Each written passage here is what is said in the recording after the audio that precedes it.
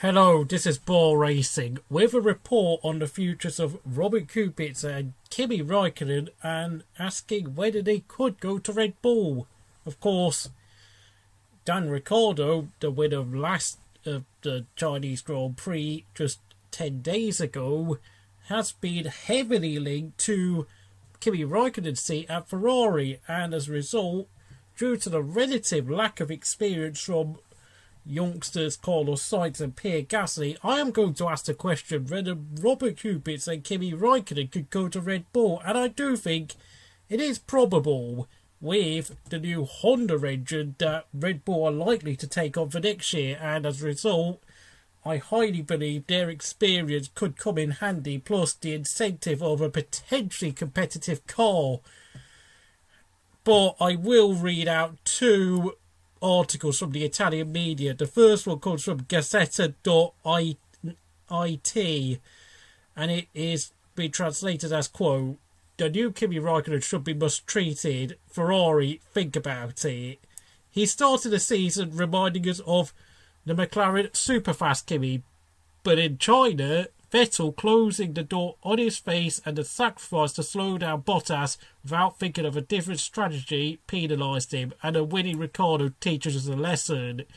Vettel violently closed the door, with the result that Kimi braked to avoid the clash and was overtaken by Bottas and Verstappen. An unpleasant and harmful manoeuvre with two Ferraris in front. The outcome of the race would have been very different.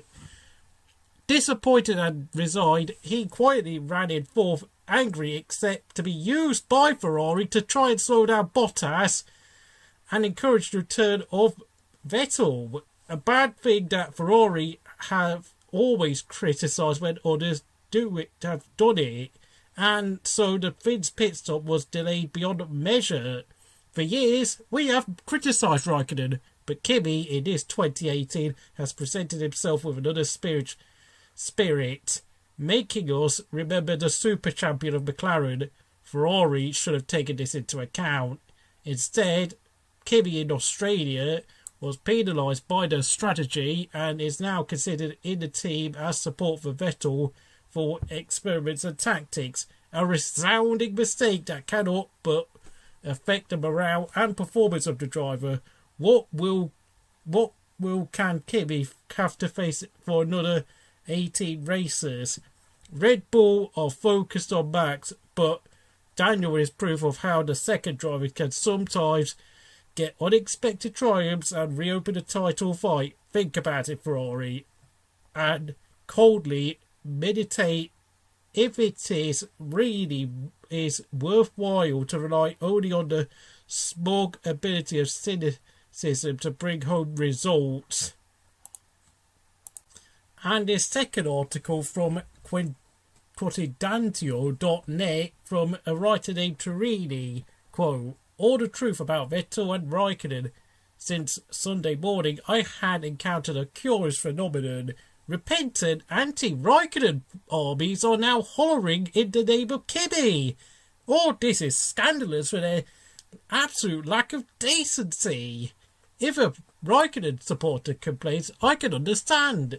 If they do it, those who since 2014 described the last Ferrari world champion as a mercenary, then I laugh and pity them.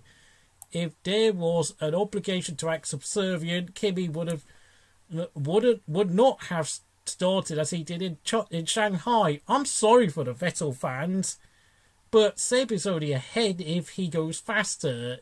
In fact, at the start, the German did what he did in order not to lose the Grand Prix to his teammate. Another thing is to consider how would Vettel behave at the start if in reverse roles. Here there are no certainties. I do not have them, at least. Surely, quote, when he is behind me, he loses his mind, unquote, is a beautiful phrase. I could not say any better. Quote, in 2017, Kimi would have won in Monaco and Hungary, and he gave up a place to his teammate in the USA. The amazing thing is that I only noticed it, brackets, Mark, he only noticed it too, in truth, and everyone said his season was poor. Now they shriek like eagles. Something does not add up.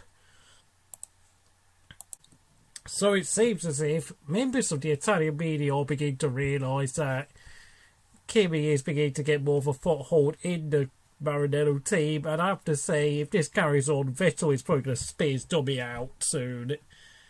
And having said that, though, with Ricciardo potentially going to Ferrari, or maybe Bottas taking Kimi's seat if Ricciardo went to Mercedes, leaving Bottas free to go to Ferrari, I think Kimi could well be at Red Bull. So if you enjoyed this video, please like and subscribe to Brawl Racing, and I will see you again very soon.